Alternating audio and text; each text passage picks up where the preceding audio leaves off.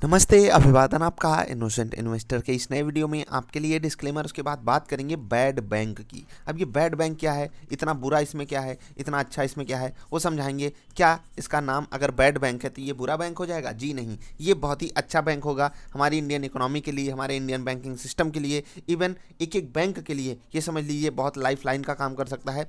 मैं इस चीज़ को आपको समझाऊंगा बैड बैंक क्या होता है। उससे पहले एक टर्म आपको मैं समझाना चाहता हूँ, एनपीए। एनपीए आप सब जानते होंगे कि एनपीए मतलब होता है नॉन परफॉर्मिंग एसेट। एसेट क्या होता है? एसेट मतलब होता है आपकी संपत्ति। और बैंकों की संपत्ति क्या होती है? एक्चुअली में बैंकों की जो सबसे बड़ी संपत्ति होती है वो होती है लोन, क्योंकि उसी लोन से वो पैसा कमाते हैं। मान लेते हैं बैंक ने आपको 1 लाख रुपए दे दिया, ठीक है। 1 लाख रुपए बैंक ने आपको दे दिया, अब आप क्या करोगे? अब आप बैंक को जो भी उसकी डिमांड हो इंटरेस्ट रेट की 7%, 8%, 9%, पर्सनल लोन हो 12-15% तक, यानी कि आप साल भर में बैंक को 15,000 एक्स्ट्रा लौटाओगे, प्लस इस पैसे का भी थोड़ा थोड़ा करके लौटाते रहोगे। चलिए मान लेता हूँ आप 5,000 इसका लौटाते हो, तो आपको 20 किस्त देनी पड़ेगी, प्लस मान लेते हैं आपको 3 किस्त 4 किस्त क्या हो गई? किस्त मतलब होता है इंस्टॉलमेंट, ये हो गई आपकी ब्याज वाली। तो आपको ओवरऑल लगभग लगभग 25 किस्तें देनी पड़ेंगी, 25 इंस्टॉलमेंट देने पड़ेंगे इस पैसे को चुकाने के लिए, जिसमें आपका 1 लाख रुपए तो हो जाएगा। क्या 1 लाख रुपए हो जाएगा? मूलधन यानी कि प्रिंसिपल अमाउंट, और बाकी जो बचा 10,000, 15,000, 20,000 जो भी आपका इंटरेस्ट रेट हो वो हो जाता है बैंक का एसेट, जिसको हम एनपीए के तौर पे तब जानते हैं जब यही चीज़ आप नहीं चुकाना चाहते हो। यानी कि ये जो पैसा लिया ये तो आप चुका ही नहीं रहे हो, ब्याज तो दूर की बात है। तो यही पैसा जब बैंकों के लिए मतलब कहते हैं ना हमारा काल बन गया, तो उसी को हम एनपीए कहते हैं। आई होप आप समझ गए होंगे एनपीए क्या होता है। अब एनपीए को डील करने के लिए बैड बैंक सेटअप किया जाएगा, किस तरीके से उसको हम समझेंगे। इस डेटा के लिए हम इकोनॉमिक टाइम्स को पूरा सा आभार देते हैं। Chief economic adviser CEA bats for private sector led bad bank to counter NPS. अब इसका मतलब क्या है? एनपीए को काउंटर करने की बात क्यों आ रही है? देखो, पहले तो निर्मला सीतारमन जी ने क्या कहा है, ये budget will be like never before. ये ऐसा बजट होगा जो पहले कभी आया नहीं है। चलिए, मुझे भी बहुत पर्सनली बहुत बड़ी बड़ी एक्सपेक्टेशन है। लेट्स सी क्या होता है। अगर आप देखोगे इकोनॉमिक सर्वे 2017 में ही इसका कंसेप्ट रखा गया था, लेकिन जब से कोविड आया है तब से इस बात की चर्चा बढ़ी हुई है। और अभी जो हमारे सामने डेटा बनकर आ रहा है कि बहुत ज़्यादा चांसेस हैं कि कोविड के एनपीएस को टैकल करने के लिए, जो स्ट्रेस्ड एसेट्स होते हैं उनको टैकल करने के लिए सरकार जो है इस पर फैसला ला सकती है। बहुत बेहतरीन चीज़ होने जा रही है ये, क्योंकि आपको पता है कि फाइनेंशियल सेक्टर में जो भी बैंक हो गए, एनबीएफसी हो गए, ये आप समझ रहे हो, वहाँ पर एक सर्ज होगा किस चीज़ का? जो एनपीएज होंगे उसके। और इसका फ़ायदा पता है कौन लोग, फ्रॉड लोग उठाते हैं। कि जैसे कि होता क्या है कि एक बुरी सिचुएशन आई, कुछ लोग मैं जेन्युइनली मानता हूं उनको कि उनके पास दिक्कतें आ गई, वो नहीं चुका सकते पैसा, उनको एनपीए करना होगा। सरकार को उनको छूट भी देनी चाहिए, या अलग अलग सिस्टम हो सकता है। इवन पीएसयूज तो इसी में बर्बाद हो जाते हैं छूट दे दे करके। अभी आप समझिए, बहुत से ऐसे लोग होते हैं जो जानबूझकर, मान लिया भाग गया, उड़ जाते हैं, ऐसे ऐसे लोग भी होते हैं।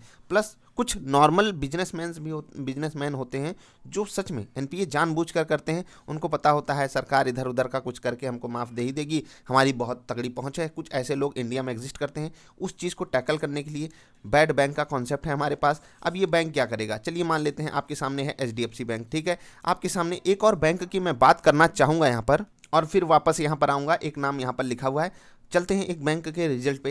हम यस बैंक का रिजल्ट आपके सामने खोल रहे हैं। जैसे कि मैंने एनपीएस कहा था, एनपीए के बारे में बात की थी, यस बैंक का रिजल्ट आपके सामने है। और आप ग्रॉस एनपीए को थोड़ा सा देखिएगा, ये परसेंटेज टर्म्स में ये वाला डेटा आप सी कॉलम देखिएगा।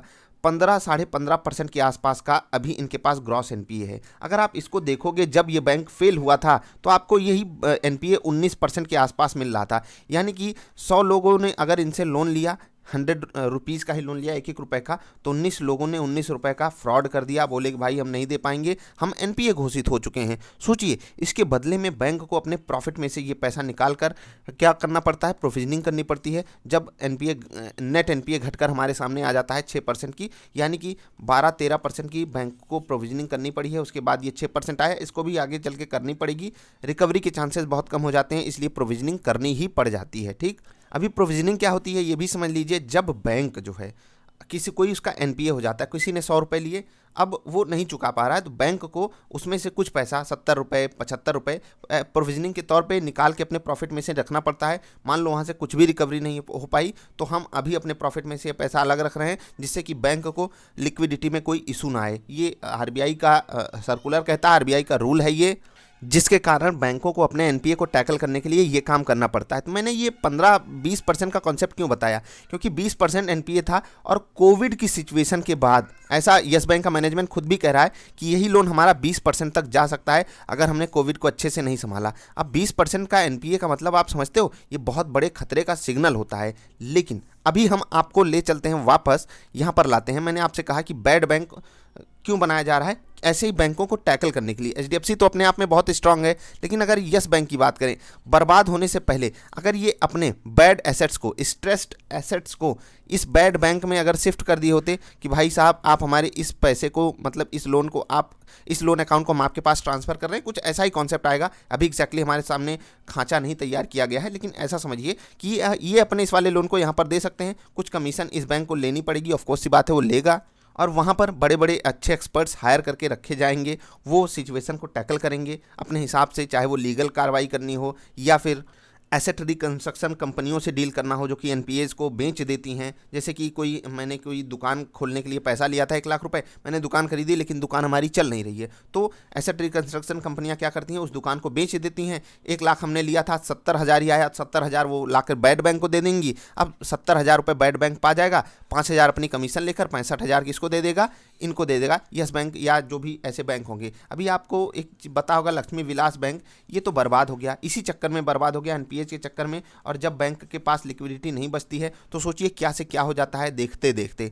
इसी सिचुएशन को सरकार संभालने जा रही है अपने हिसाब से, और इसको मैं बहुत बड़ा प्लस पॉइंट मानता हूं बैंकिंग सेक्टर के लिए। अगर ये चीज़ सच में सक्सेसफुल हो जाती है, और मैं ऐसा मानता हूं हो भी जाएगी, क्योंकि सीए साहब क्या कह रहे हैं कि ये प्राइवेट हाथों में रहेगा, ये बहुत पॉजिटिव साइन है। और मैं पर्सनली चाहता हूं जहां पर भी ऐसा कोई सीरियस मुद्दा हो पैसों से रिलेटेड, वो प्राइवेट हाथों में जाना चाहिए, सरकार का उसमें कंट्रोल होना चाहिए। ऐसा नहीं है आरबीआई कंट्रोल करती है, सारी सिचुएशन ऐसे ही होनी चाहिए। आरबीआई का पूरा इम्पैक्ट होना चाहिए, बैड बैंक को वो अच्छे से रेगुलेट करके रखें, बैड बैंक अन्य बैंकों को अच्छे से संभाल पाए। ये सारी चीज़ें जब होंगी हमारे सामने तो हम सब बहुत ही बेहतरीन फ्यूचर एक्सपेक्ट कर सकते हैं इंडियन फाइनेंशियल सेक्टर का। और जो बैंक्स होंगे वो भी अच्छे से डील कर पाएंगे अपने नॉर्मल एसेट्स को, जहां पर वो अच्छे से मतलब लोन वगैरह भी बांट सकेंगे। इवन हो सकता है कि बैड बैंक कुछ रेटिंग भी दे कि हाँ भाई साहब, इन भाई साहब की अच्छी रेटिंग नहीं है, इनको अच्छा लोन मत दीजिए, जो कि अभी हमारे सामने किस तरीके से आती है, सिबिल स्कोर के तौर पे आती है। हो सकता है बैड बैंक का भी कोई एक स्कोर हो कि भाई साहब ये पहले से ही बैड एसेट करके बैठे हुए हैं, इनके पास आप लोन मत दीजिएगा। कुछ ऐसा सिस्टम इंडिया अभी रोबस्ट बनाएगा जो कि आने वाले समय में हो सकता है देखने लायक हो। तो बस एक मतलब अगर नेटसेल में मैं आपको बताना चाहूँ, थोड़ी सी सफाई कर लेता हूँ, आप वीडियो लाइक कर दीजिए। तो देखिए भाई साहब, बैंक आ गए एक तरफ, ठीक है, ये हो गए बैंक। और बैंक कितने हैं वो आप एक बार के लिए अगर गिनना चाहो तो मैं मान लेता हूं कि भारत में इस वक्त 50 बैंक है, ठीक है। ये 50 बैंक का एक होगा कौन, दादा साहब, दादाजी होंगे, इनका नाम होगा बैड बैंक। होता है ना कि घर में जो सबसे अच्छा काम करता है उसको सबसे बुरा माना जाता है। क्यों माना जाता है? क्योंकि वो सबको रोकेगा टोकेगा। अब वही चीज़ हो सकता है, यही कॉन्सेप्ट हो बैड बैंक को नाम देने का। बैड बैंक ये अपने लोन को जो एनपीए हो चुके, मतलब 90 दिन में उनकी रिकवरी नहीं आई, उनको क्या करेंगे, लाकर इनके पास अकाउंट ट्रांसफ़र करेंगे, कुछ ऐसा ही कॉन्सेप्ट होगा। फिर ये बैड बैंक जैसे इन्होंने इनको लोन दिया था, अब यही अकाउंट इनके पास ट्रांसफ़र हो गया। बैड बैंक बोलेगा भाई साहब लोन क्यों नहीं चुका रहे हो, एआरसी को लेकर आएंगे, एसेट रिकंस्ट्रक्शन कंपनी, हम आपको बेच देंगे। और यहाँ पर एक्सपर्ट्स होंगे अलग अलग। अभी तक क्या होता है, हर बैंक को अपना एक एनपीए सेक्टर बनाना पड़ता है, वहाँ पर ऑफिसर्स अच्छे अच्छे रखने पड़ते हैं जो डील कर पाएँ। देखो ये तो होगा, हर बैंक को अपना वो रखना ही पड़ेगा, लेकिन बैड बैंक के पास स्पेशलिटी रहेगी और वो सिचुएशन को अच्छे से टैकल कर पाएगा। वो सीधे आरबीआई को रिपोर्ट भी करेगा, और यहाँ पर जब 2 लेयर का वेरिफिकेशन होगा तो कोई भी बैंक यहाँ पर फ्रॉड नहीं कर पाएगा।